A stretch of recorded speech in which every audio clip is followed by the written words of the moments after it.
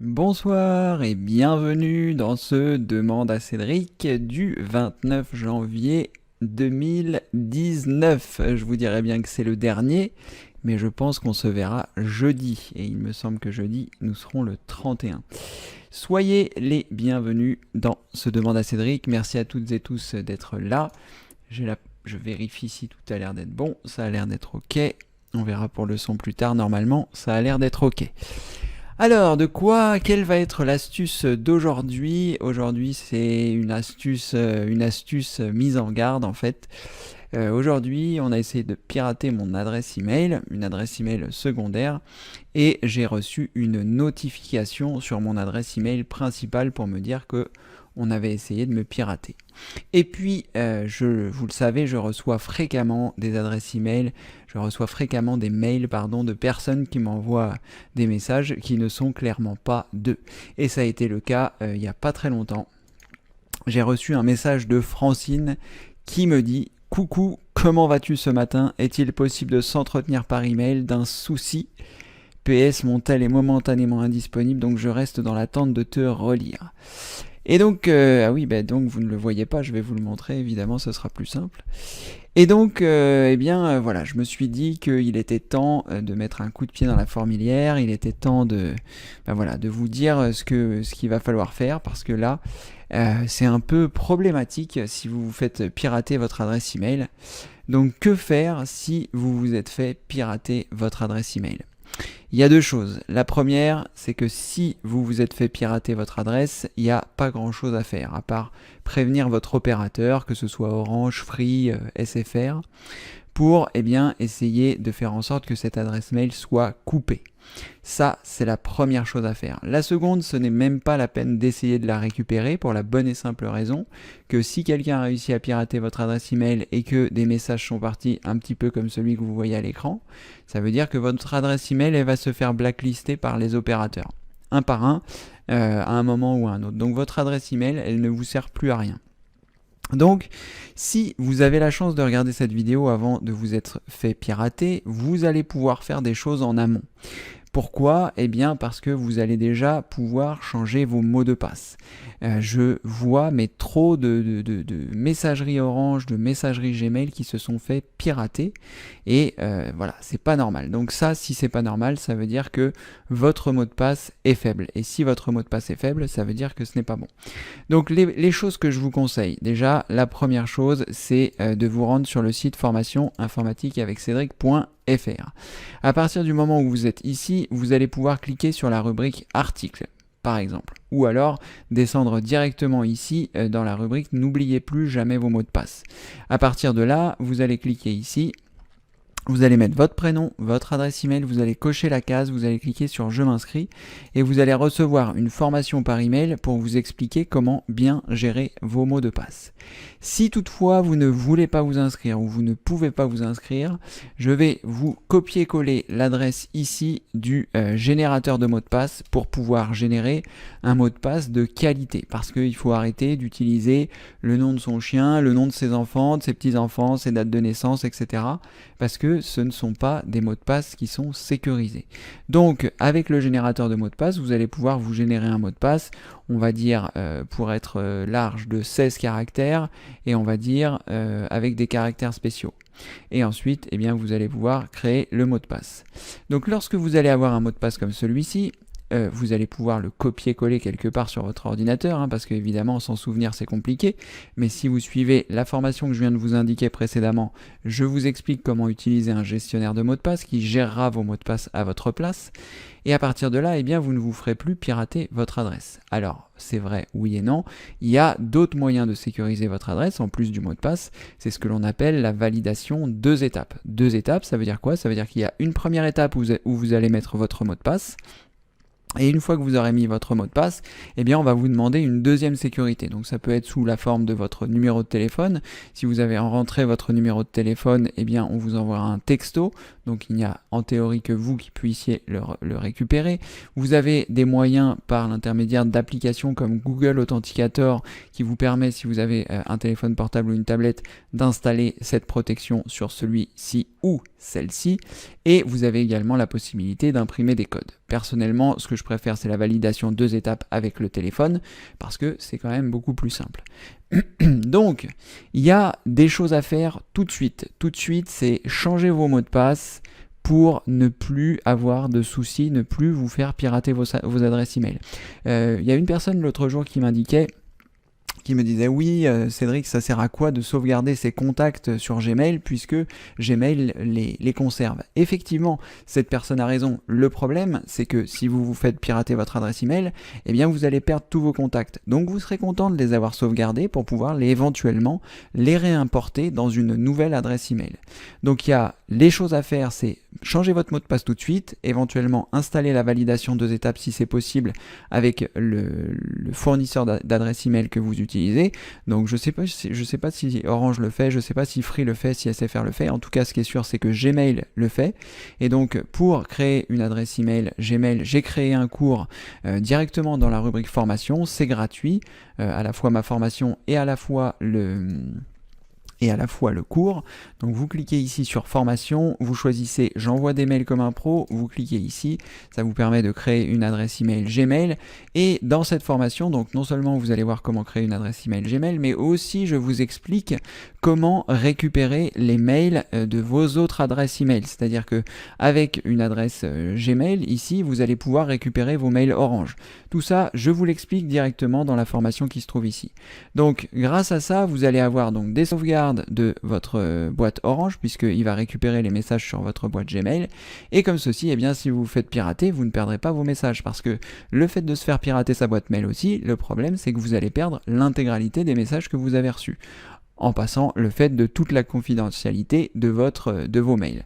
Donc voilà l'importance de changer vos mots de passe si vous n'avez pas encore été piraté, et si vous avez été piraté, eh bien, j'espère que vous avez pu faire des sauvegardes. Je vous explique dans la rubrique formation également sur le pilier numéro 3 comment réaliser des sauvegardes, des choses importantes de votre ordinateur.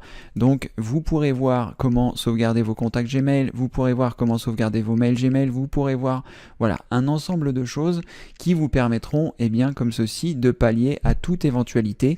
Se faire pirater, ça peut arriver à tout le monde, même aux personnes qui ont la validation 2 étapes, parce que bien il y a des moyens qui sont un peu plus compliqués à mettre en place qu'un simple piratage de boîte mail Orange, mais malgré tout il existe des moyens pour tout. Donc conservez tout au maximum chez vous, sur votre ordinateur, dans votre système de sauvegarde, comme je vous l'explique dans ce pilier numéro 3.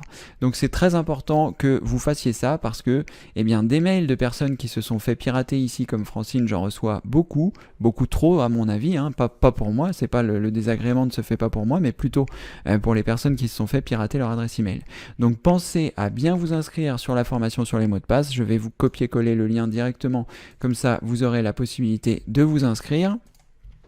Et s'il vous plaît, si votre mot de passe n'est pas compliqué, changez-le. Et si vous avez la possibilité, eh bien, de mettre la validation 2 étapes, mettez-la également et faites des sauvegardes de vos mails, faites des sauvegardes de vos contacts, faites des sauvegardes des différentes choses, parce que le piratage peut arriver à tout le monde. Voilà. Vous savez désormais normalement comment faire si vous vous êtes fait pirater votre adresse email. C'était un truc et astuce un petit peu plus long que d'habitude, mais voilà, je constate trop de personnes qui se sont fait pirater, et comme je vous l'ai dit, moi il y a eu une tentative de piratage de mon adresse Gmail, et le fait d'avoir activé la validation 2 étapes, eh bien j'ai reçu le code sur mon téléphone, et donc les personnes qui ont essayé de pirater mon adresse n'ont pas pu se connecter même s'ils avaient eu le mot de passe. Voilà.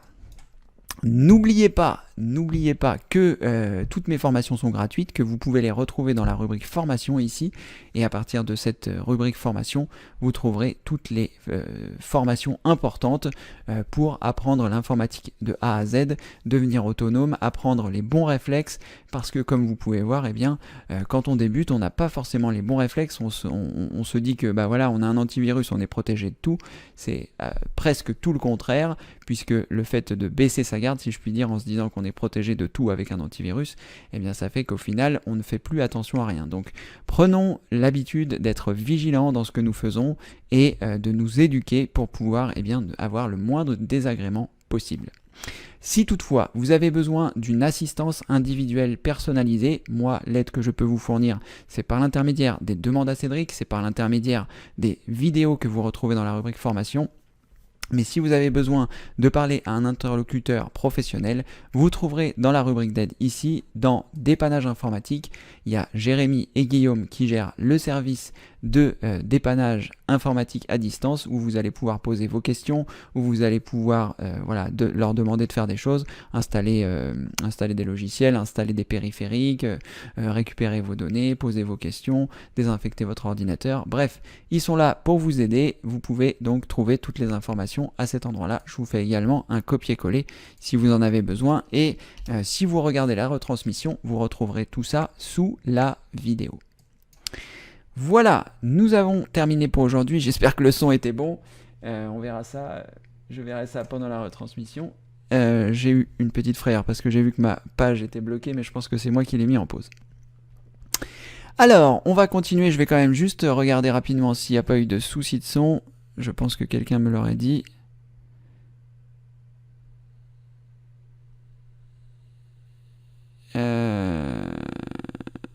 Alors,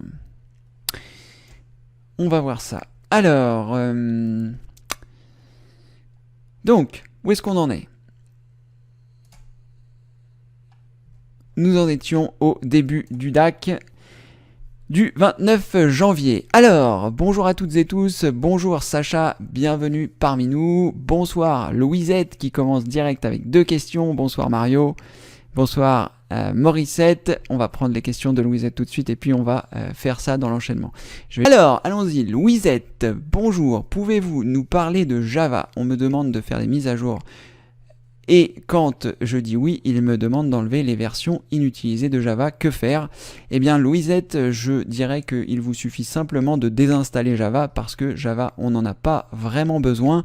On en avait besoin avant. Il y a très peu de sites désormais qui utilisent Java. Enfin, c'est de moins en moins utilisé.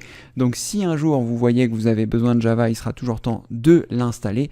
Mais sinon, eh bien, vous pouvez le supprimer. Vous faites un clic droit sur le menu démarrer. Vous choisissez Options et fonctionnalités. À partir de ce moment-là, vous allez choisir ici dans la partie de droite Programme et fonctionnalités. Et lorsque vous êtes ici, eh bien, vous repérez les versions de Java et vous pouvez les désinstaller une par une.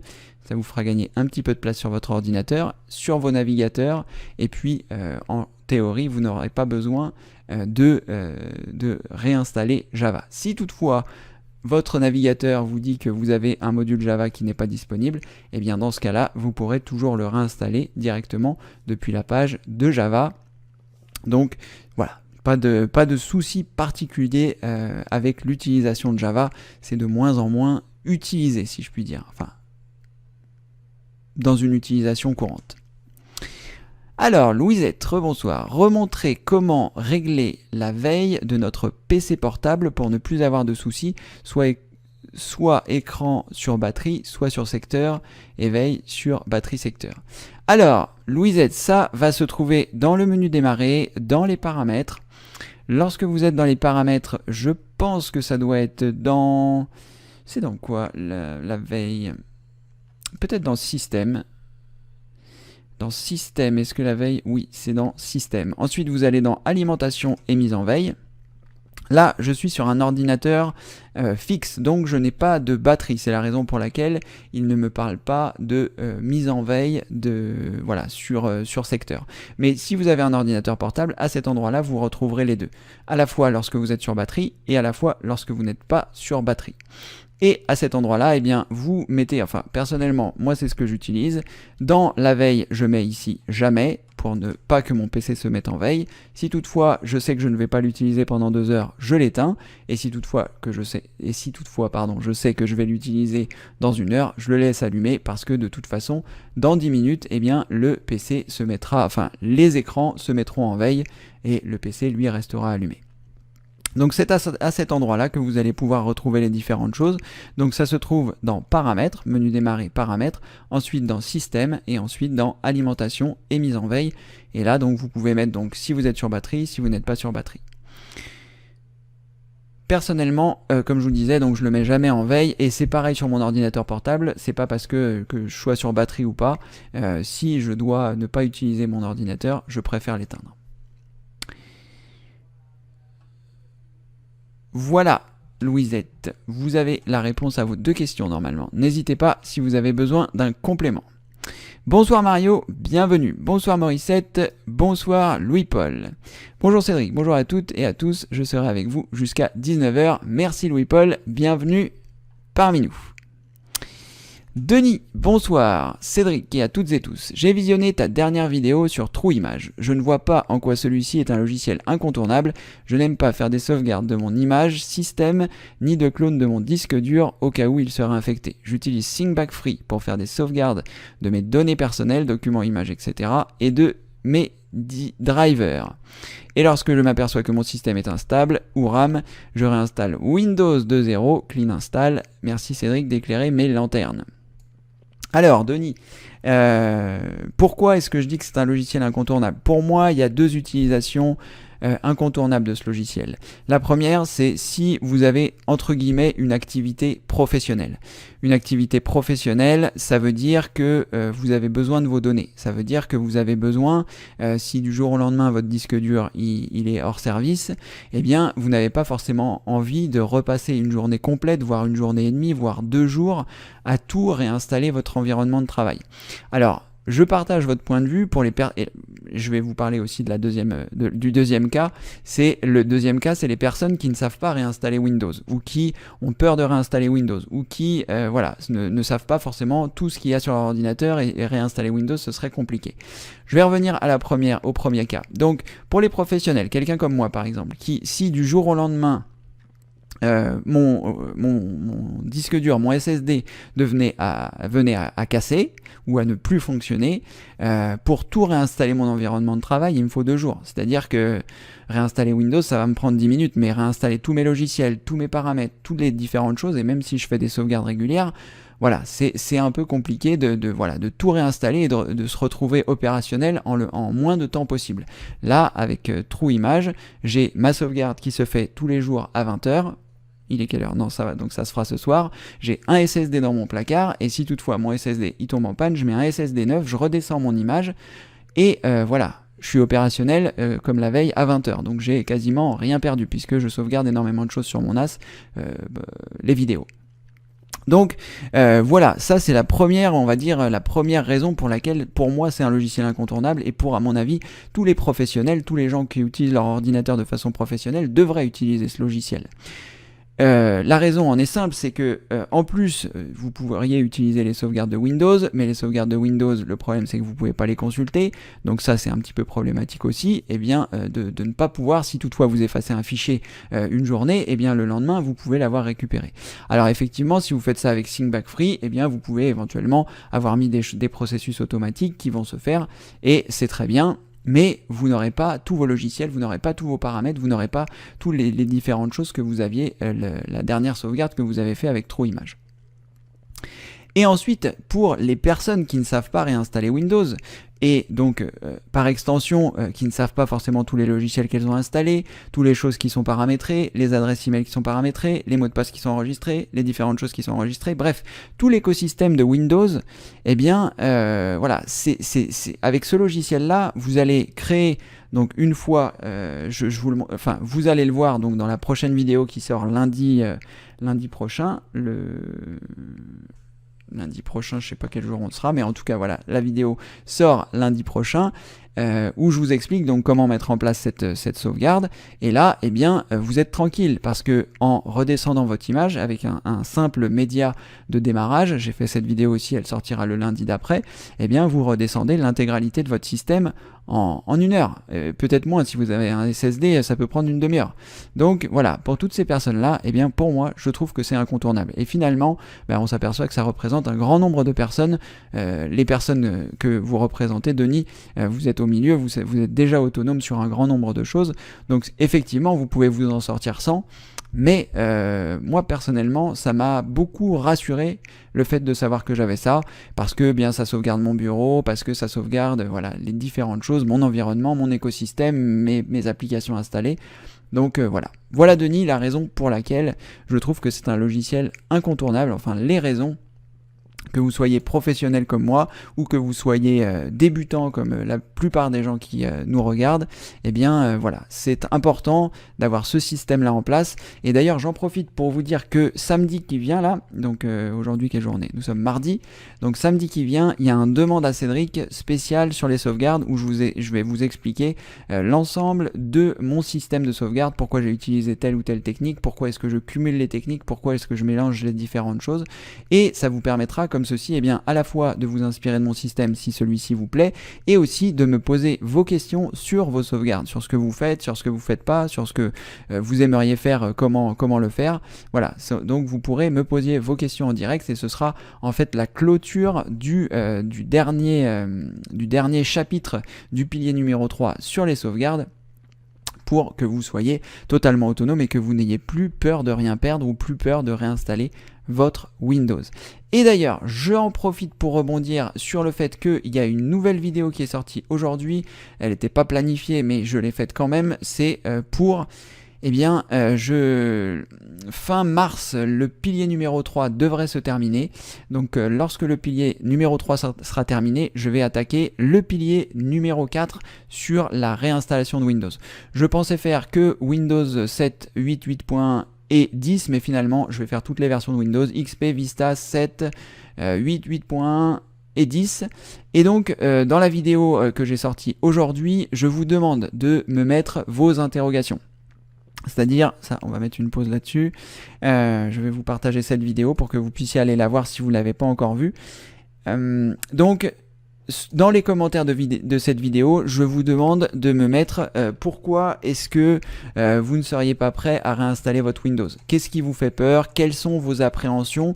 Quelles sont les questions que vous aimeriez me poser si j'étais à côté de vous lorsque vous devez réinstaller votre Windows?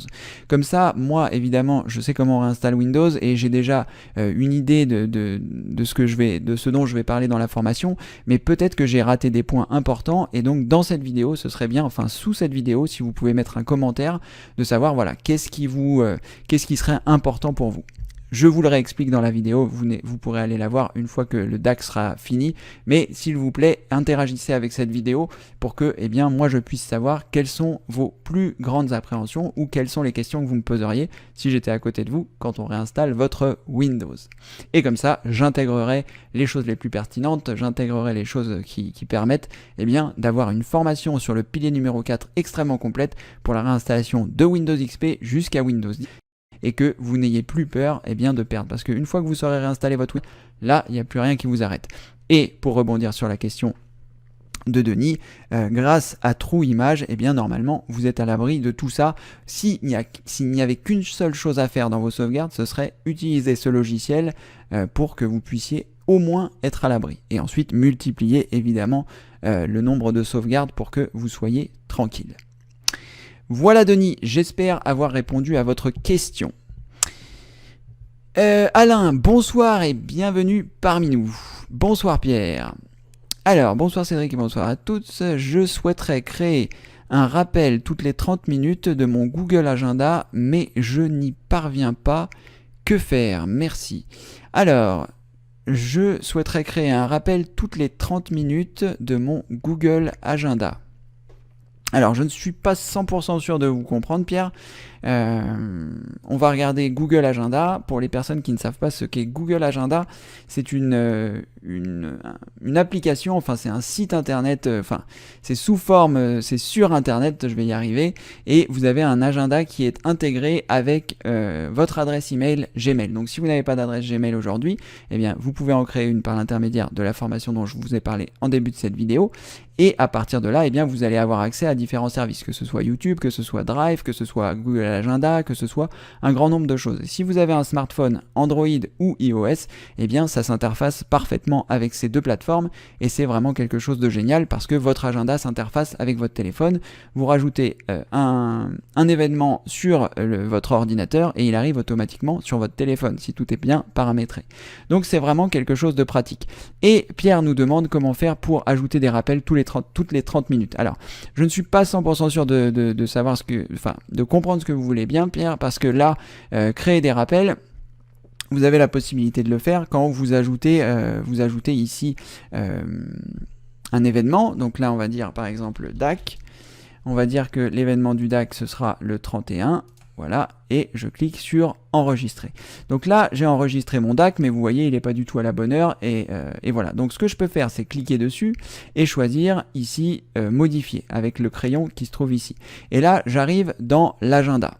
Donc je vais me rendre ici, donc je vais dire jeudi, c'est pas du tout à 6h30 du matin, c'est à 18h. 18h, bah si, 18h PM. Voilà, donc c'est de 18, on va dire, à 20h. Voilà, c'est le 31 janvier, voilà. Donc une fois que vous avez fait ça, vous avez la possibilité de mettre des détails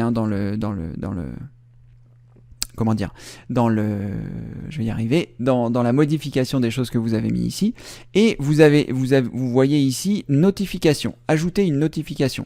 Et donc à partir de là, on a notification 30 minutes, ça c'est ce qu'il y a par défaut, c'est-à-dire que vous recevrez une notification sur votre téléphone ou sur votre ordinateur s'il est lancé 30 minutes avant que la chose ne se lance. Mais vous avez la possibilité ici d'ajouter une notification. Donc vous pouvez cliquer ici ajouter une notification et vous allez pouvoir ajouter autant de notifications que vous le souhaitez. Donc vous pouvez très bien, si vous le souhaitez, avoir une notification soit par email, soit une notification directement sur votre téléphone ou sur votre ordinateur et choisir le temps. Donc si par exemple vous voulez des rappels toutes les 30 minutes, eh bien ici vous pouvez mettre 30 minutes par email, 30 minutes ici. Si vous voulez ajouter une notification, vous pouvez mettre 60 par email, voilà. Ajouter une notification et comme ça, eh bien, vous allez avoir la possibilité d'ajouter des notifications. Après, une fois que vous avez terminé, vous cliquez ici sur enregistrer. Et là, eh bien, il a mémorisé les différentes notifications. Vous pouvez le voir à nouveau ici en cliquant dessus. Vous voyez les différentes notifications qui se trouvent ici et vous pouvez les modifier ici. Après, si vous parlez des rappels, c'est-à-dire une fois que votre agenda a sonné, et que vous aimeriez avoir des rappels, je pense que ça se passe quand le rendez-vous arrive. On va essayer de le mettre ici et voir s'il se déclenche. Donc là, il est quelle heure? Il est 18h25, on va le mettre à 18h30, donc on va voir si on a un rappel qui se déclenche à 18h30 et on regardera si on peut le modifier. On va voir ça ensemble. Je vais laisser ouvert pour être sûr qu'on aura bien la notification. Voilà. Pierre, donc je sais pas si les 30 minutes vous les vouliez avant ou vous les voulez après. On va regarder ce qui se passe lorsqu'on aura notre petite notification. Voilà. Alexandra, bonsoir et bienvenue parmi nous.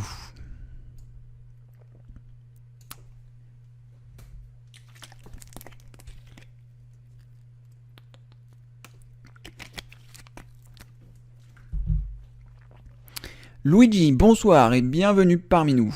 Alors, True Image, sauvegarde et automatisation et consultation, elle sera quand disponible? Merci. Alors Luigi, pour répondre précisément à votre question, la vidéo devrait sortir le 4 février, c'est-à-dire bientôt. Samedi, on se voit pour les sauvegardes complètes et elle sortira donc lundi prochain, lundi 4 février. Je vais essayer, c'est d'ailleurs pas impossible que je le fasse. Je vais essayer de mettre ça en ligne assez rapidement, donc ça voudrait dire concrètement que si vous avez l'option téléchargement, vous pourrez peut-être même la récupérer avant samedi, parce que là aujourd'hui on est mardi, demain mercredi, jeudi, il me reste 2 jours pour intégrer les vidéos, donc là j'ai tourné toutes les vidéos du mois de février, donc il va falloir que je les intègre, et normalement je devrais les intégrer avant le... Pardonnez-moi, je devrais les intégrer avant avant le 2, normalement. Donc, si toutefois, eh bien, vous avez l'option téléchargement, ça vous permettra de les récupérer en avance. Et sinon, il faudra attendre donc le 4 février pour savoir comment mettre en place cette automatisation avec True Image. Et le lundi d'après pour pouvoir créer votre support de restauration et voir la manipulation, comment on fait pour redescendre une sauvegarde que l'on a créée. Voilà Luigi. Erika, bonsoir Cédric et à tous les adhérents. Bonsoir et Sika, pardon. Bienvenue parmi nous. Bonsoir Noah. Bonjour, comment flouter des endroits dans une vidéo? Alors là, eh bien, ça dépend de votre logiciel de montage. Tout dépend celui que vous utilisez pour faire le montage de vos vidéos. Ça peut être intégré en fonction de celui que vous utilisez. Moi personnellement, pour faire le montage de mes vidéos, j'utilise un logiciel qui s'appelle Camtasia Studio, que vous voyez ici dans la barre des tâches, et qui permet d'ajouter des zones de flou. Je ne sais pas si je vais pouvoir le lancer pour vous montrer, mais si vous ne l'utilisez pas, ça n'a pas grand intérêt. Donc il faut regarder du côté de votre logiciel de montage s'il propose la fonctionnalité. Si vous nous dites ce que c'est, on pourra éventuellement rechercher si celui-ci dispose de cette fonction. Voilà Noah. Louisette, restauration du système. Comment configurer les paramètres de restauration? Alors, je ne sais pas de quelle restauration système vous parlez, Louisette, et je ne vais pas pouvoir vous répondre parce que je n'utilise pas du tout la sauvegarde de Windows, pour des raisons que j'ai citées précédemment, que je pourrais vous reciter rapidement si vous le souhaitez. Mais dans les grandes lignes, le problème de la sauvegarde Windows, c'est que elle va pas être consultable, et puis elle s'enregistre un peu n'importe où, et puis ça doit être un petit peu comme TrueImage, mais comme je l'ai jamais utilisé parce que je trouve que TrueImage c'est très très pratique, voilà, je ne saurais pas vous aider là-dessus. En revanche, si vous voulez mettre en place le système avec TrueImage, il y a les 3 vidéos qui sortent. Il y en a une qui est sortie lundi, une qui sort lundi prochain et une autre qui sort le lundi d'après. Et grâce à TrueImage, vous pourrez mettre des choses vraiment... Ce sera vraiment plus pratique, enfin selon moi. Et si vous avez besoin d'informations complémentaires sur la sauvegarde de Windows, je pense qu'en faisant une recherche sur YouTube, vous trouverez tout ce dont vous avez besoin. Voilà, alors...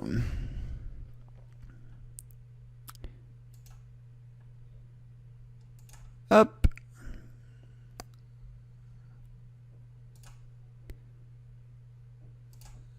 Voilà. Merci.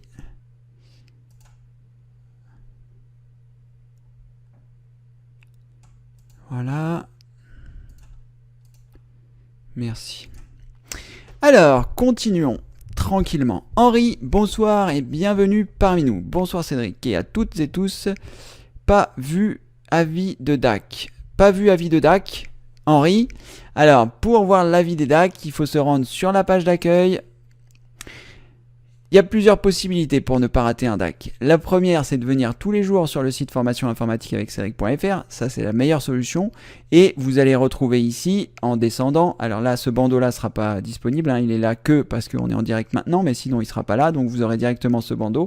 Et juste en dessous, avec un petit surligné jaune que j'ai rajouté il n'y a pas longtemps, vous voyez les infos DAC. Les infos DAC du 29/01/2019. Je pense que l'on se voit ce soir, mardi 29 janvier à 18h. Donc, c'est à cet endroit-là que vous pouvez voir les infos DAC. Et vous pouvez aussi vous abonner à la chaîne, si ce n'est pas déjà fait, cocher la cloche de notification et de cocher toutes les notifications pour être sûr de recevoir un email lorsque je passe en direct. Deuxième possibilité. Et enfin, il n'y a pas de et enfin, c'est à peu près tout. Et si ce que je voulais dire c'est et enfin, je pense qu'on va trouver un rythme pour les DAC. Je pensais faire ça beaucoup de soirs, tous les soirs, etc. à partir de 18h, mais finalement je m'aperçois que c'est à la fois très fatigant et à la fois quand je sais que j'ai un DAC le soir, je peux pas me concentrer de la même façon que quand je sais que j'ai rien à faire le soir, donc j'organise pas ma journée de la même façon. Donc je pense que le rythme des DAC ce sera mardi, jeudi et une fois de temps en temps le samedi, en fonction de mes envies, et comme ça, ça permettra d'avoir entre 2 et 3 rendez-vous par semaine, ce qui à mon avis peut être suffisant par rapport aux questions. On verra si je change le format, si j'en rajoute, mais ça me paraît être une bonne chose, et puis sachant qu'il y a des semaines où j'aurais peut-être pas envie, et auquel cas on n'en fera pas. Mais voilà, donc dans les grandes lignes, Henri, le mieux pour voir les DAC, c'est de se rendre sur le site formation informatique avec Cédric.fr et de regarder les infos DAC. Donc normalement le prochain DAC ce sera jeudi 31 et puis après donc on se verra samedi, ça c'est quasiment sûr, sauf gros problème, mais on se verra samedi pour le DAC spécial sauvegarde. Voilà Henri.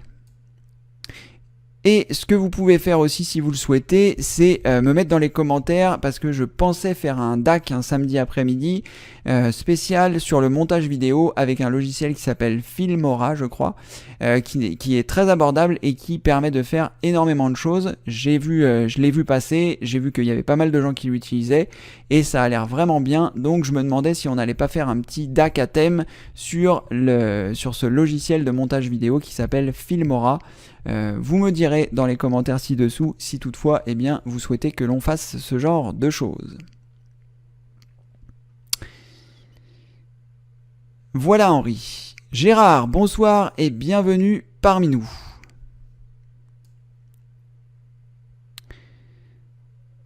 Chaque fois que je bouge, tout saute. Alors, Frédéric, bonsoir, bienvenue. Bonjour Cédric, moi, ce qui m'intéresserait de savoir si je viens d'acheter un ordinateur neuf et je voudrais faire une sauvegarde complète avec Windows inclus. Comment je pourrais faire? Alors, comme je le disais tout à l'heure à Louisette, je suis même pas sûr d'en avoir déjà fait une. Je n'ai jamais fait de sauvegarde avec Windows, donc vous trouverez des informations, j'en suis sûr, sur YouTube pour réaliser des sauvegardes de Windows. Mais personnellement, voilà, c'est pas forcément un outil que je vais utiliser parce que pour les raisons que j'ai citées précédemment. Je vous recommande chaudement le logiciel TrueImage qui est vraiment très très bien et qui vous servira à faire d'autres choses évidemment. Voilà. Désolé Frédéric, nous ne verrons pas la sauvegarde de Windows sur cette chaîne. Frédéric, bonjour Cédric. À budget égal, a-t-on une meilleure configuration avec un PC fixe ou un PC portable?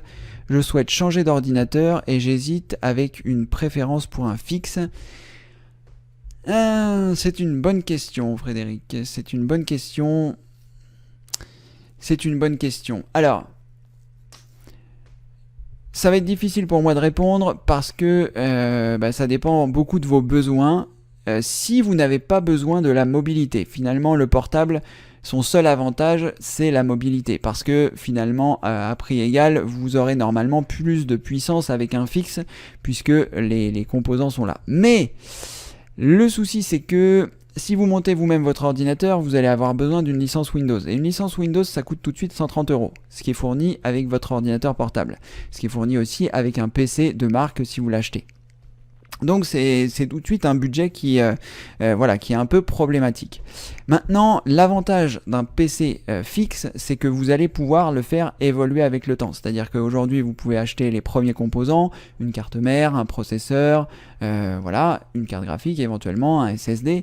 Et puis si vous avez envie de rajouter des choses, vous vous apercevez que vous faites du montage vidéo, ça va être beaucoup plus simple de rajouter un disque de 4 Tera dans votre PC fixe. Ça va être beaucoup plus simple de faire évoluer votre carte graphique si vous avez besoin. Ça va être beaucoup plus simple de faire évoluer votre processeur si vous avez besoin, de rajouter de la mémoire. Avec un PC portable, l'inconvénient c'est que quand vous l'achetez, évidemment vous pouvez faire quelques évolutions, mais changer le processeur ça va être compliqué, changer la carte graphique voire impossible, rajouter de la mémoire oui, mais jusqu'à un certain point. Donc pour moi, si vous n'avez pas besoin de la mobilité, le choix d'un ordinateur fixe, pour moi, c'est la meilleure chose. Aujourd'hui, j'ai un PC portable, j'ai un PC fixe. Je me sers de mon PC portable que quand je pars en balade. Donc, tout le reste du temps, j'ai rien de comparable avec mon ordinateur fixe. J'ai 3 écrans, j'ai un confort que je ne pourrais pas avoir. Je suis parti 22 jours en utilisant mon ordinateur portable. Je me rendais pas à quel point j'étais content de rentrer chez moi pour retrouver mon environnement de travail. Donc, un ordinateur fixe, pour moi, ça va vous apporter un plus grand nombre d'évolutions par rapport à un ordinateur portable. Et si vous n'avez pas besoin de cette mobilité dont je vous parle depuis tout à l'heure, je pense que le choix d'un ordinateur fixe est plus judicieux selon moi. Voilà Frédéric, les premières informations que je peux vous donner. Si vous avez besoin de plus, n'hésitez pas. Alors, Dominique, bonsoir et bienvenue parmi nous. Un bon moment assuré. Merci Dominique, on va essayer en effet de passer un bon moment. Bonsoir Jean-Yves et bienvenue parmi nous. Bonsoir Frédéric. Sébastien, salut Cédric, super sympa votre site internet. Merci beaucoup Sébastien, c'est très gentil. Je suis ravi que celui-ci vous plaise. Donc n'oubliez pas, hein, dans la rubrique formation, vous trouverez plus de 500 vidéos classées par formation justement pour apprendre l'informatique de A à Z, plus les demandes à Cédric, plus tout ce qui est là. Donc n'hésitez pas. Vous pouvez soutenir toute cette action du gratuit si vous le souhaitez par l'intermédiaire des dons qui se trouvent ici dans le menu en haut du site internet. N'hésitez pas, vous avez été très généreux ce mois-ci, je vous en remercie beaucoup.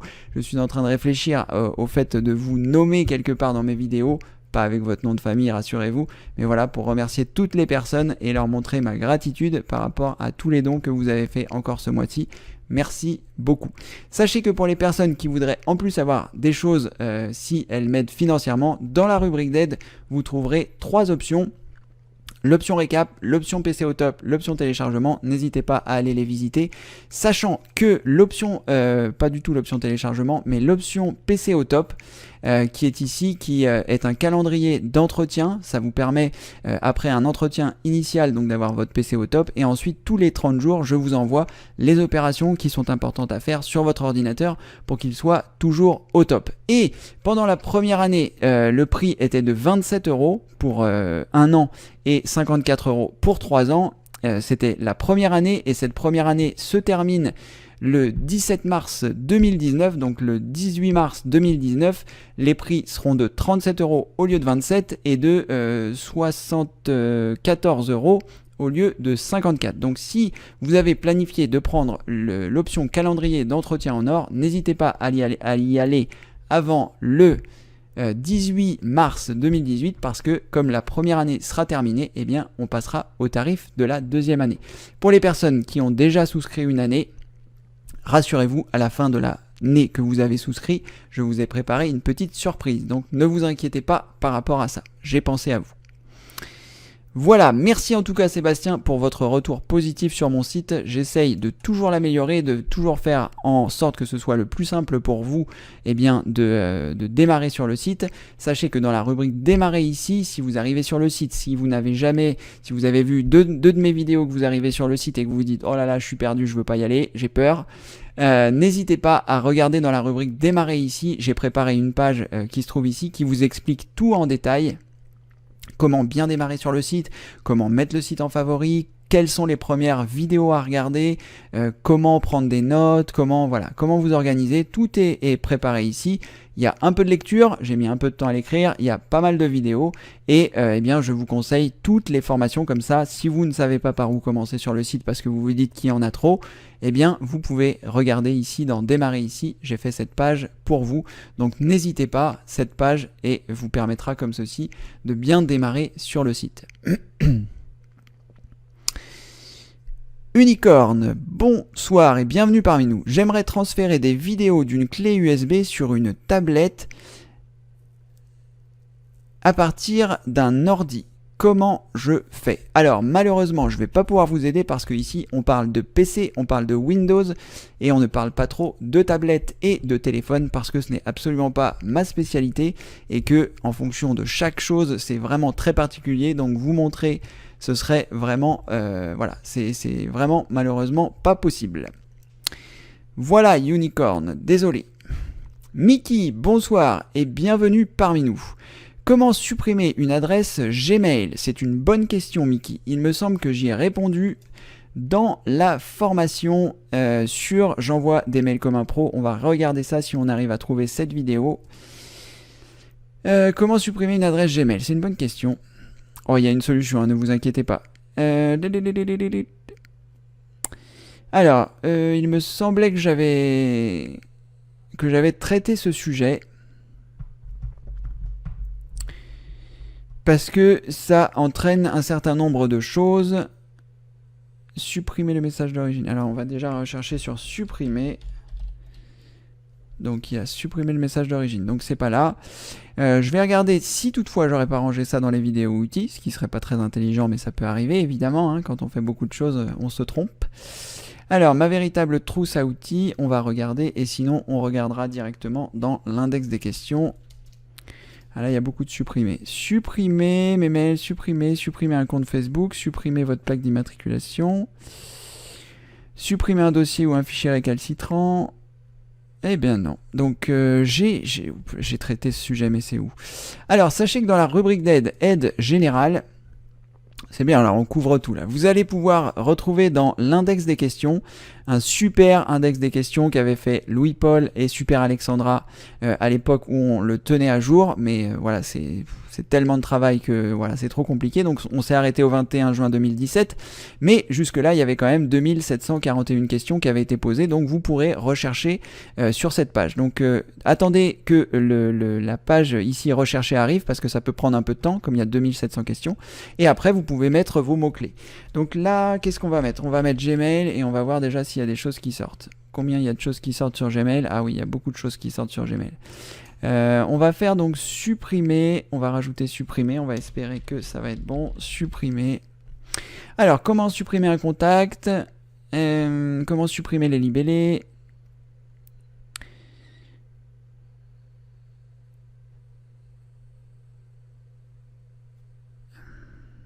Bon, eh bien, apparemment, j'ai pas répondu à la question. Lorsque je clique sur un compte Gmail, je trouve des adresses que je veux supprimer. Non, c'est pas du tout ça. Alors, c'est pas grave. Eh bien, on va faire ça là. Et on va regarder directement sur Google pour arriver directement sur la bonne page. Comment supprimer un compte Gmail? Alors, comment ça marche? Ça devrait être très bien. Alors, qu'est-ce qu'un compte Gmail? Pourquoi le supprimer? Comment supprimer son compte Gmail? Préférences de compte.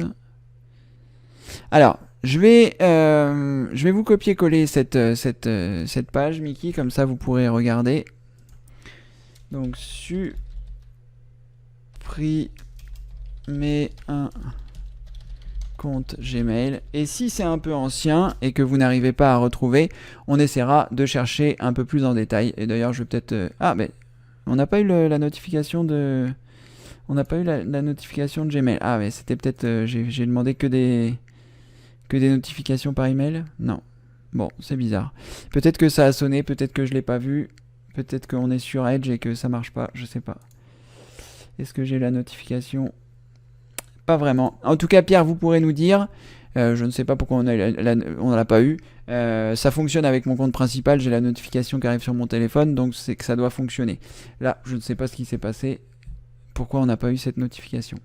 Donc, pour la suppression d'un compte Gmail, on va regarder s'il n'y a pas une supprimer un compte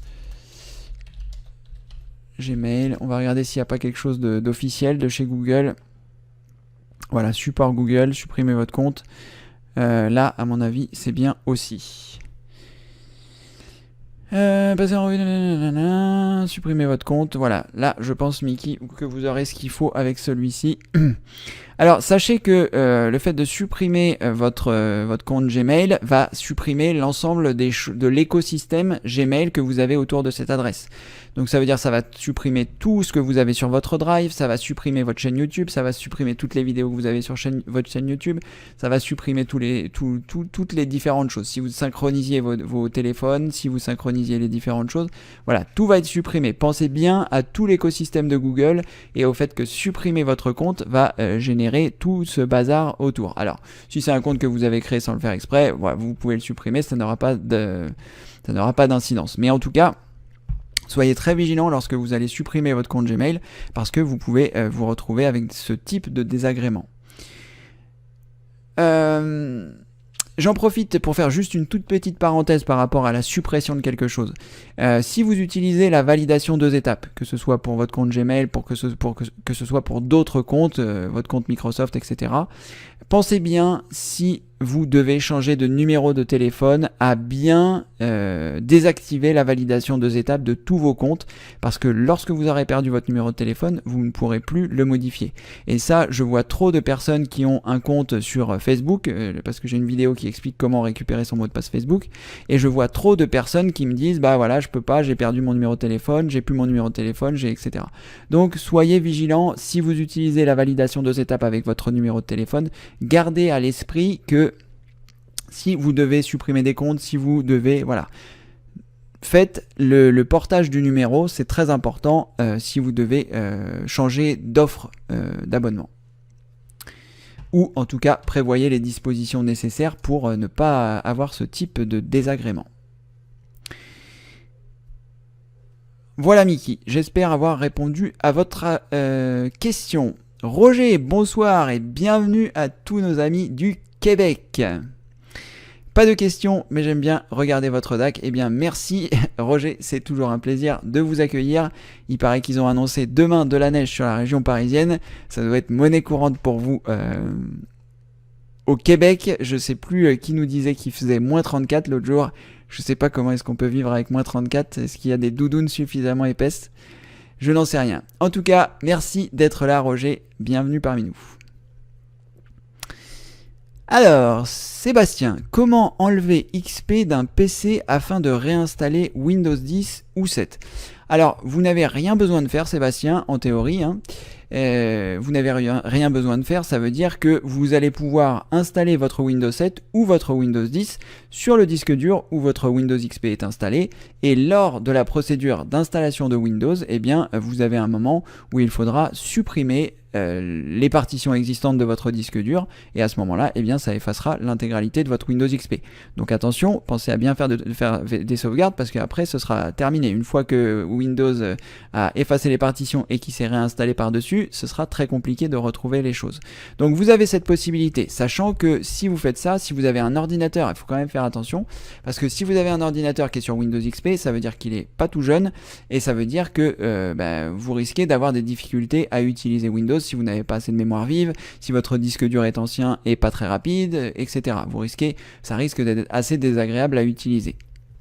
Donc, vous avez cette possibilité de réinstaller Windows 7 ou de réinstaller Windows 10, sachant que vous aurez besoin de la licence, c'est-à-dire d'une licence soit Windows 7, soit d'une licence Windows 10, pour pouvoir réinstaller sur cet ordinateur. Et j'en profite pour rappeler, pour les personnes qui n'auraient pas entendu l'information, c'est que votre Windows 10 va s'activer, si par exemple vous avez mis votre numéro de licence, il va s'activer avec la carte mère que vous avez sur votre ordinateur.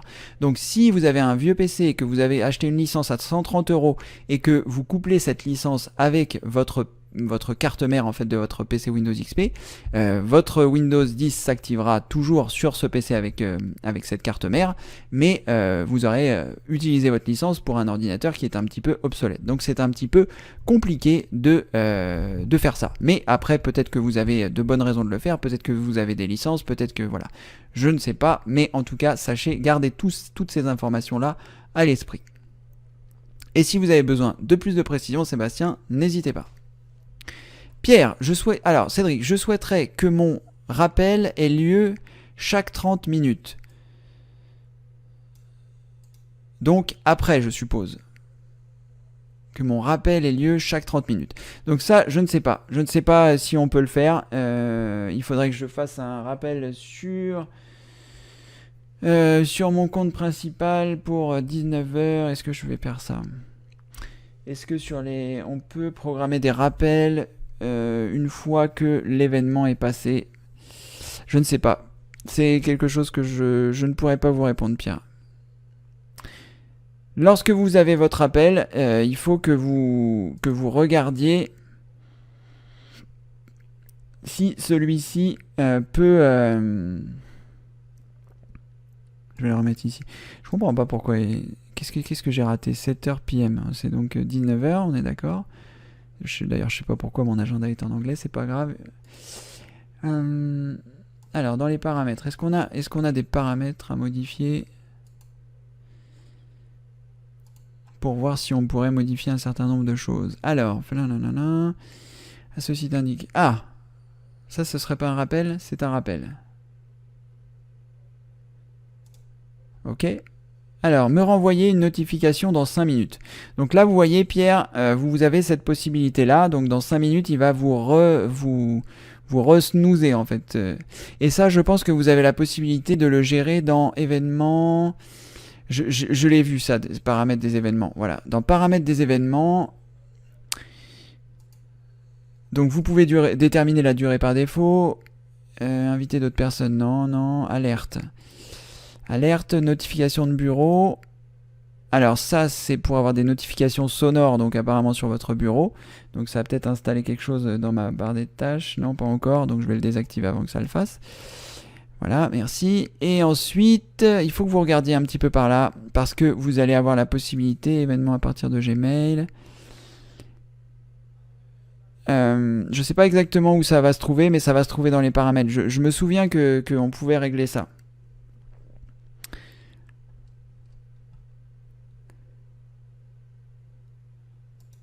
Non, ajouter un agenda, c'est autre chose. Option d'affichage.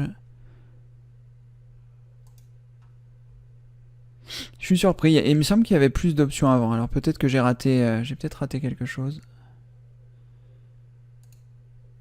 Il n'y a pas grand-chose, effectivement.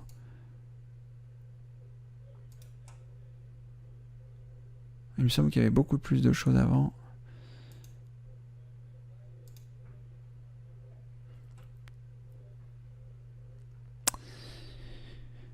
Définir la vue personnalisée. Non, c'est pas ça. Agenda secondaire, premier jour. Il doit y avoir la possibilité de le faire. Mais où?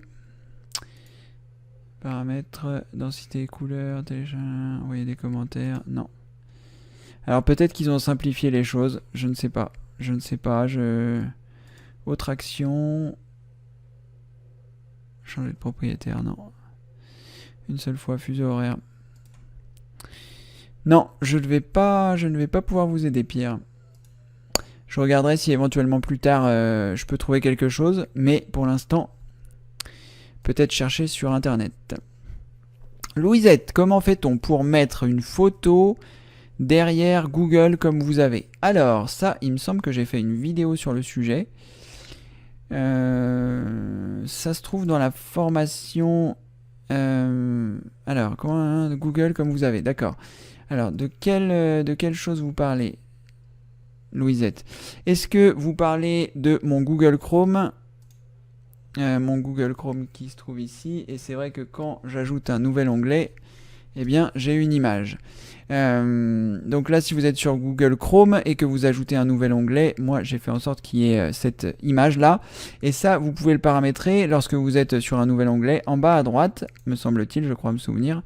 Et vous avez la possibilité ici de choisir arrière-plan de Google Chrome. Et là, eh bien, vous pouvez choisir l'arrière-plan que vous souhaitez lorsque vous ouvrez une nouvelle page Google. Forme géométrique, ça, ok. Et là, eh bien, je vais fermer ça. Et si j'ouvre un nouvel onglet, eh bien, j'ai cette forme géométrique qui apparaît. Donc, c'est dans Nouvel onglet, dans Google Chrome. Vous cliquez ici, vous cliquez sur Arrière-plan de Google Chrome. Et vous avez un certain nombre de choses, sachant que vous pouvez aussi mettre une photo personnalisée si vous le souhaitez, en cliquant ici et en choisissant Importer une image. Alors, le souci, c'est qu'il va l'importer de votre bibliothèque Google Photos, mais il faut que vous mettiez cette photo dans Google Photos et ça passera. Et vous avez aussi la possibilité de restaurer l'arrière-plan par défaut en cliquant ici, et dans ce cas-là, vous n'aurez plus rien. J'ai tourné une vidéo, mais elle n'est pas encore intégrée. Je sais pas, peut-être je l'intégrerai pour le mois de février ou plutôt pour le mois de mars, parce que les vidéos de février sont déjà planifiées. Donc peut-être pour le mois de mars, mais sinon, voilà, vous savez comment faire. Je vais me remettre ça vite fait. Arrière-plan, je sais plus ce que j'avais choisi. Du coup, ça n'est pas très grave. On va faire paysage naturel et on va changer. On avait les montagnes, on va mettre ça. Et voilà. Alors, vous avez aussi la possibilité de le faire dans Gmail, pardon. Lorsque vous êtes dans Gmail, vous avez la possibilité, dans votre Gmail, j'en parle dans la formation, mais voilà, c'est peut-être ça d'ailleurs, ce à quoi vous faisiez référence. Dans Gmail, ici, vous avez la possibilité, donc en cliquant sur la roue dentée, en choisissant paramètres, vous avez la possibilité de choisir thème qui se trouve ici. Et dans thème, non, c'est pas dans thème. Paramètres avancés? Pas du tout. Thème, définir un thème. Voilà, vous avez la possibilité, si vous le souhaitez, de mettre une image en arrière-plan de votre Gmail. Et comme ceci, eh bien, si vous avez plusieurs adresses email, ça vous permet de reconnaître celle sur laquelle vous êtes. Comme vous avez pu voir, je me suis rendu compte rapidement que j'étais sur mon Google principal.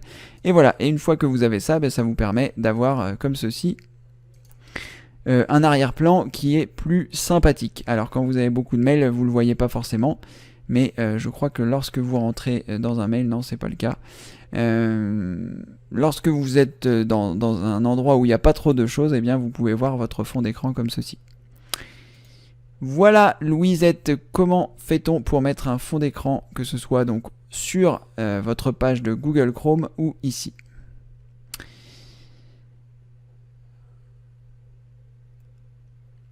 Alors, Amadou, bonsoir Amadou et bienvenue parmi nous. Alors, vous êtes vraiment gentil de partager votre connaissance avec nous. Votre site continue de nous aider. Merci. Merci pour votre retour, Amadou. Content que ces vidéos vous plaisent. Et que le site vous plaise et que les demandes à Cédric vous plaisent. Bonsoir Denman, bienvenue parmi nous. J'ai encore perdu le... On y est.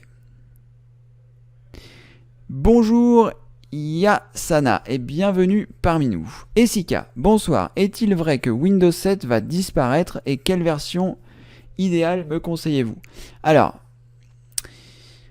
il y a, lorsque Windows sort un système d'exploitation, que ce soit Windows XP, Vista, 7, 8 et 10, il y a c'est pas une date de péremption en fait, mais c'est une date à partir de laquelle Windows n'assurera plus les mises à jour. Pourquoi? Parce que quand Microsoft crée un système, quelle que soit la version de Windows, le temps fait son chemin et l'informatique, il y a beaucoup de choses qui évoluent. En informatique, tout évolue très vite.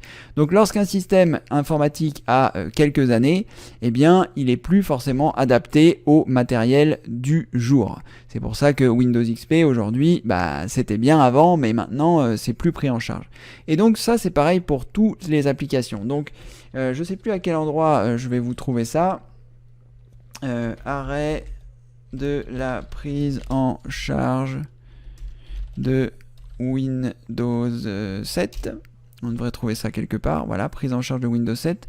Donc ça prendra fin le 14 janvier 2020. Alors, est-ce que info clé sur les cycles de vie de Windows? Est-ce que c'est ça que je cherchais?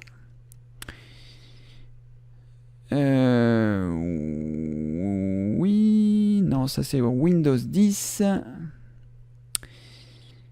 Alors, sur les différentes... voilà, donc vous voyez, là c'est bien. On voit Windows 7, on voit Windows 8. Donc, Windows 7, alors il y a deux choses à prendre en considération. La fin du support standard et la fin du support étendu. Donc la fin du support standard, ça veut dire qu'il n'y a plus d'amélioration pour le système d'exploitation. Donc là, depuis le 13 janvier 2015, il n'y a plus d'améliorations qui se font pour Windows 7. Et la fin du support étendu, le support étendu, c'est mise à jour critique du système contre les failles de sécurité. Donc ça veut dire que là, déjà, depuis le 13 janvier 2015, il n'y a plus d'amélioration sur Windows 7. Et depuis le 9 janvier 2018 sur Windows 8.1, et que le 14 janvier 2020, et là le 10 janvier 2023, eh bien ces systèmes-là ne recevront plus de mise à jour critique. Donc c'est un vrai problème parce que ne plus recevoir les mises à jour critiques, ça veut dire que s'il y a des pirates qui découvrent des failles de sécurité et que celles-ci n'ont pas été corrigées par Microsoft parce que il n'y a plus cette prise en charge, eh bien c'est un peu pénible, voire dangereux de continuer d'utiliser ce système d'exploitation. Donc le meilleur système d'exploitation, si je devais répondre à votre question, c'est le dernier, c'est-à-dire d'avoir le dernier système à jour. Et bien comme ça, vous êtes sûr que vous n'avez pas ce type de problème d'obsolescence, si je puis dire, enfin de choses qui arrivent à la fin des mises à jour. Donc voilà, pour répondre à votre question, le meilleur système d'exploitation, selon moi, c'est le dernier. J'ai beaucoup aimé Windows 8 qui a vraiment été mal aimé par beaucoup de gens parce que tout le monde trouvait que le menu démarrer, c'était un scandale qu'il ait disparu, etc. J'ai beaucoup aimé Windows 8, mais quand Windows 10 est sorti, ils ont remis le menu démarrer et puis il a bien fallu passer sur Windows 10. Moi, évidemment, pour des raisons professionnelles, j'en ai besoin, mais j'ai beaucoup aimé Windows 8 et passer à Windows 10 a vraiment été quelque chose pour moi. Je crois que j'ai attendu un an avant de passer à Windows 10 parce que je voulais pas. Mais effectivement, aujourd'hui, j'ai Windows 10, je suis très content d'avoir Windows 10. voilà, je sais que au moins il y a les derniers composants, je sais que voilà, là il y a une meilleure prise en charge des SSD, il y a une meilleure, voilà, ils améliorent tout pour que ça fonctionne avec du matériel moderne. Donc pour moi, le meilleur système d'exploitation, c'est la dernière version. Et s'il y a une version Windows 11 qui sort, eh bien je passerai à Windows 11 pour les raisons que je viens de vous évoquer, à la fois professionnelles, mais aussi pour être sûr que d'avoir les dernières choses qui fonctionnent bien. Voilà Issika. Mais ça n'est que mon avis personnel.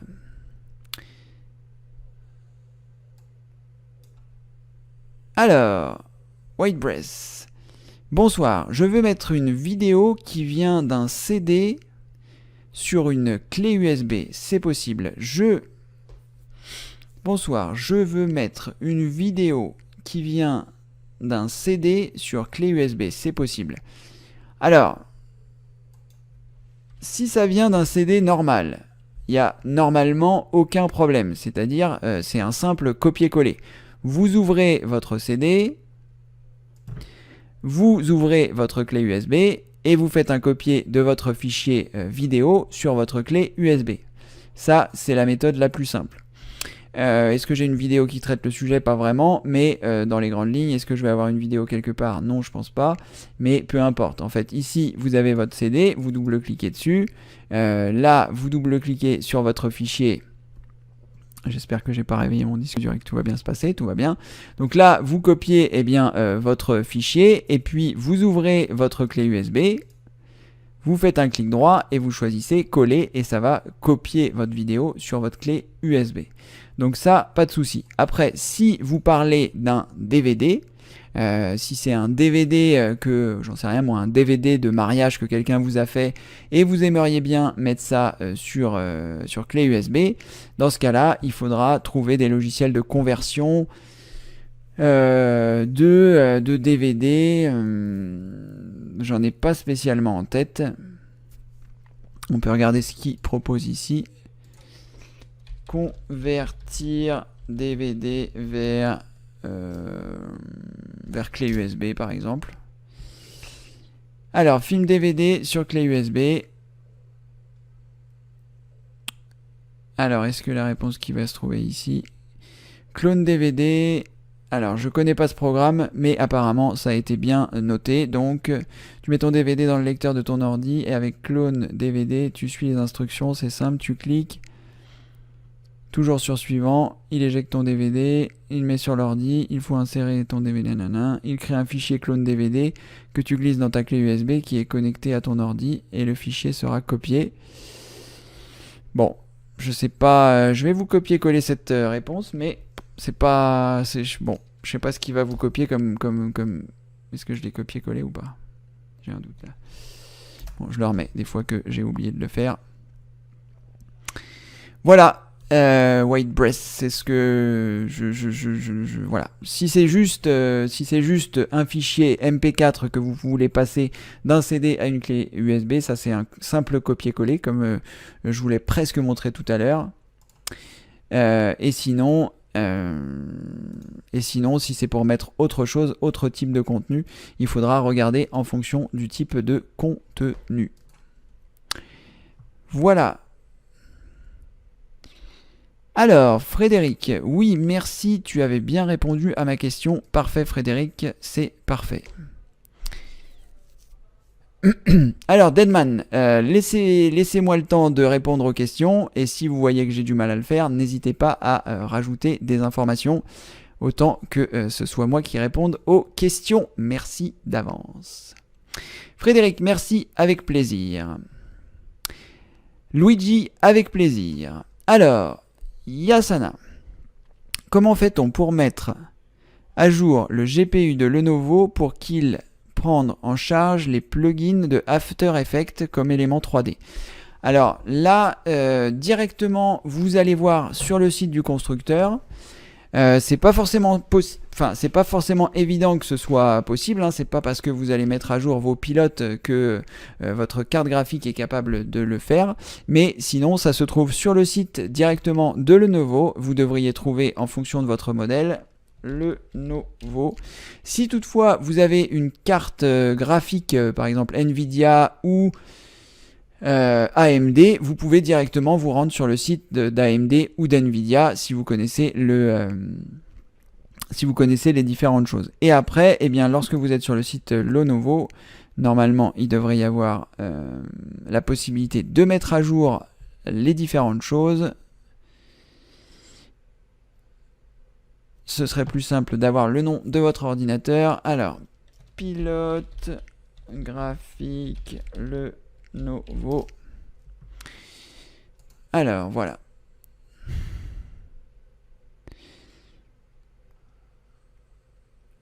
Donc, vous avez cette possibilité-là. Je vais vous faire un copier-coller, comme ça vous aurez l'adresse. Ça vous permettra de lire les différentes choses pour mettre à... Est-ce que j'ai collé là encore? Encore un doute. Ça vous permettra eh bien, de mettre à jour vos pilotes. Peut-être il y a déjà peut-être un programme qui permet de faire ça. Et si, comme je vous le disais, si toutefois vous avez une carte graphique de type Nvidia ou AMD, eh bien vous pouvez vous rendre directement sur le site du constructeur de votre carte graphique, Nvidia, et ensuite choisir la mise à jour des pilotes. Mais pour ce faire, il faut que vous connaissiez la marque et la référence de votre carte graphique. Dans ce cas-là, vous pouvez utiliser un logiciel qui s'appelle SPICY et qui vous permettra de connaître les caractéristiques de votre carte graphique. Moi, je vais vous montrer ça. Normalement, je dois avoir ça quelque part. Comment est-ce que je peux voir les différentes choses?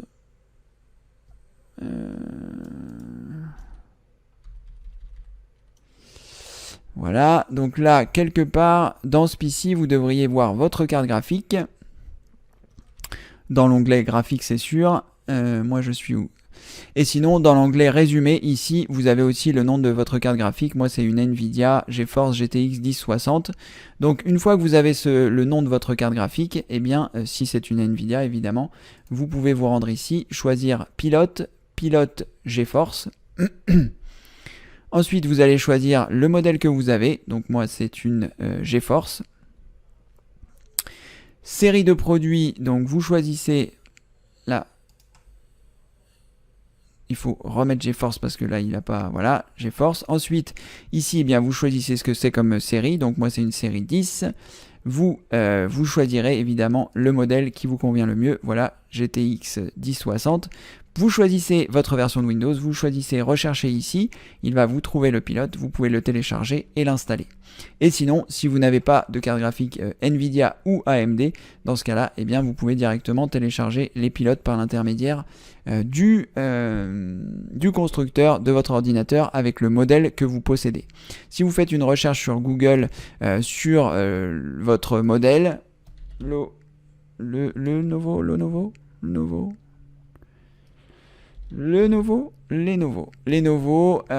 et puis votre modèle, on va dire le Lenovo Legion pilote. Voilà.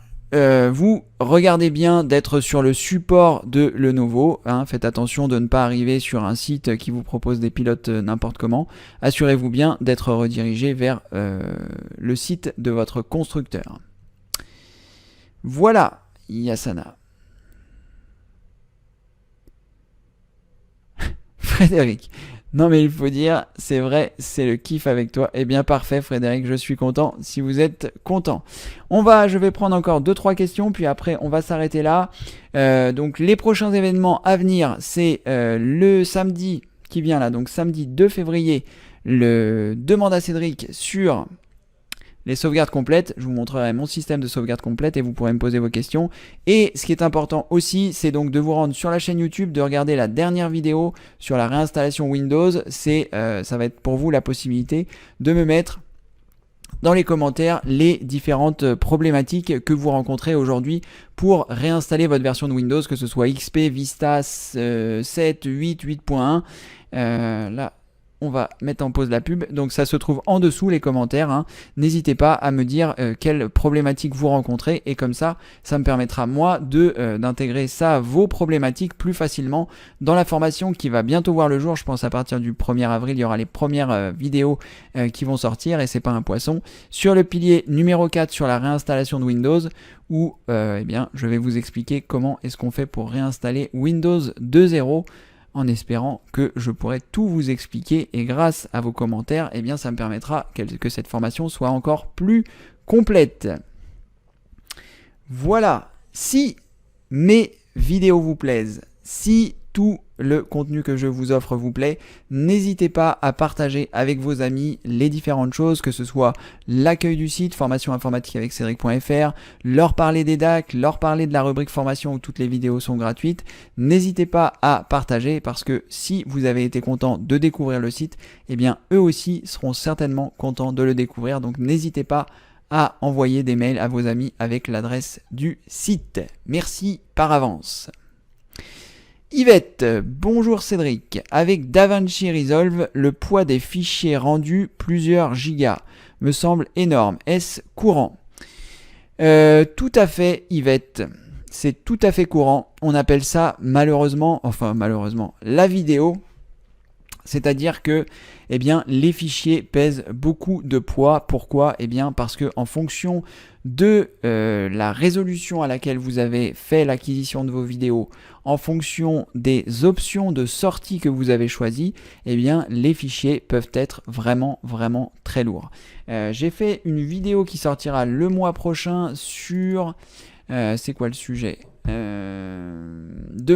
Déclic informatique avec Cédric.fr sur un support d'écran PC que j'ai installé dans mon environnement. Vous verrez, c'est génial. Mais juste pour vous montrer, eh bien ici un fichier qui dure pas très longtemps. Je sais pas combien dure cette vidéo. On va essayer de regarder ça dans les détails. Est-ce qu'on voit combien de temps elle dure ? Elle dure 11 minutes. Cette vidéo dure 11 minutes et le poids est de 1,4 Go. Donc voilà, ça pèse tout de suite très lourd la vidéo, 11 minutes, 11,4 Go. Et encore, elle est au format MP4. Si vous avez pris un format non compressé, ça peut être 10 fois plus. Donc c'est pas anormal, Yvette. Vous pouvez choisir donc dans votre logiciel de montage, ici DaVinci Resolve, dans les paramètres d'export, vous pouvez choisir eh bien, différents encodages pour tester ce qui sera le moins lourd. Là, peut-être que vous avez exporté en Move ou est-ce que vous avez exporté en AVI, est-ce que vous avez... Voilà. Donc, si vous avez la possibilité de choisir le codec MP4, eh bien, ça, vous verrez, pardonnez-moi, votre fichier sera tout de suite moins lourd. Mais la vidéo, ça pèse très lourd. Quand vous voulez faire une vidéo en Full HD qui dure 1 heure, voilà, avec du mouvement partout, ça pèse très lourd. Voilà Yvette. Donovan, bonsoir. Salut Cédric, ça va? J'ai acheté récemment une clé Wi-Fi Ralink Wireless LAN Card et il me marque périphérique USB non reconnu à chaque fois. Tu peux m'aider. Alors, eh bien, avec cette... alors, je ne sais pas quelle version de Windows vous avez, mais normalement, avec cette carte, on vous a fourni un CD qui vous permet d'installer les pilotes. Parce que dans la plupart des cas, Windows, en tout cas les versions modernes de Windows, embarquent un grand nombre de pilotes, mais il est toujours bien de mettre les pilotes qui sont fournis avec le matériel que vous achetez. Donc, lorsque vous allez acheter... un matériel, un périphérique, normalement, il est fourni avec des pilotes. Donc, vous Ralink Wireless.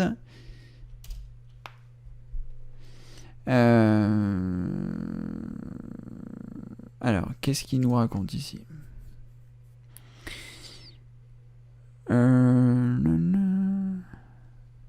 Alors, pourquoi il nous sort pas du Ralink ? Alors, je ne sais pas sous quelle forme vous l'avez pris. Est-ce que c'est sous forme d'un petit pilote comme ça ? Normalement, là, est-ce que si je choisis ça, est-ce qu'il n'y a pas beaucoup de détails ? Normalement, vous avez eu un CD. Alors, j'ai vu qu'il y avait des messages précédemment qui disaient qu'il y avait eu des soucis. Problème de Wi-Fi. Alors, je vais vous faire un copier-coller. Ah, il n'y a pas eu vraiment de réponse. Est-ce que c'est pertinent? Il n'y a pas l'air d'avoir beaucoup de réponses.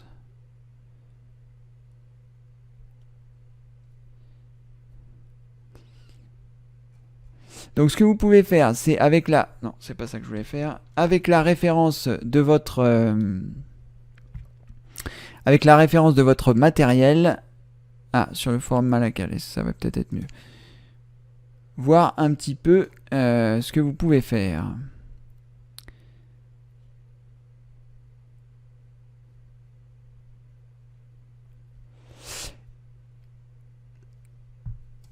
Donc vous pouvez essayer ça dans un premier temps. Je sais plus, je me suis un peu perdu là. Donc vous pouvez essayer ça si vous avez eu des pilotes avec et indiquez-nous éventuellement la version de Windows que vous avez pour voir. Alors Sébastien, j'ai appris pas mal de choses grâce à vous. Eh bien c'est formidable Sébastien, merci beaucoup, j'en suis ravi. Abder, bonsoir. Bonsoir monsieur Cédric. Alors Cédric ça suffit, pas besoin de monsieur, on est entre nous, mais bonsoir à vous. Mon PC fut immobilisé 6 mois volontairement. Au démarrage, j'ai une écriture en anglais qui a duré 10 minutes, puis plus rien. Pas de démarrage de Windows 7. Alors là, malheureusement, je ne vais pas pouvoir vous aider. À la fois, il peut y avoir énormément de choses. Malheureusement, je ne vais pas pouvoir vous aider sur ce problème qui est un petit peu pointu. Le mieux est de faire venir un dépanneur ou de faire des recherches directement sur Google pour exposer votre problème et voir si des solutions peuvent être proposées, parce que c'est vraiment très spécifique et en fonction de trop de critères que il faudrait me fournir. En plus, c'est la fin. Donc, je vais vous parler de la formation sur les recherches efficaces sur le site formation informatique avec Cédric.fr. Dans la rubrique formation qui se trouve ici, vous allez trouver une formation qui s'appelle les recherches efficaces et je vous conseille fortement, toutes et tous, de la regarder si vous n'êtes pas encore autonome en informatique en faisant des recherches sur Internet, parce que cette formation va vous expliquer comment faire des recherches efficaces sur Internet, et une fois que vous l'avez regardé, vous êtes autonome, vous n'avez plus besoin de moi. Tout vous est expliqué dans cette formation. Donc n'hésitez pas à la consulter, Abder, et ça vous permettra de voir comment faire des recherches sur Internet, comment trouver les sujets pertinents en fonction de ce qui vous arrive. Tout est expliqué dans cette formation. Ce serait pour moi trop long de vous poser toutes les questions qui seraient nécessaires pour que ça refonctionne. On va s'arrêter là pour aujourd'hui, 19h19. Merci d'avoir été présent dans ce Demande à Cédric du 29 janvier. On se voit normalement jeudi. N'oubliez pas de visiter le site formation informatique avec Cédric.fr, sur la page d'accueil, de regarder quand est-ce que sera le prochain DAC. Donc comme je vous dis, normalement ce sera jeudi 31, mais je vous le confirmerai ici, et si toutefois il ne devait pas avoir lieu, je vous le préciserai à cet endroit-là.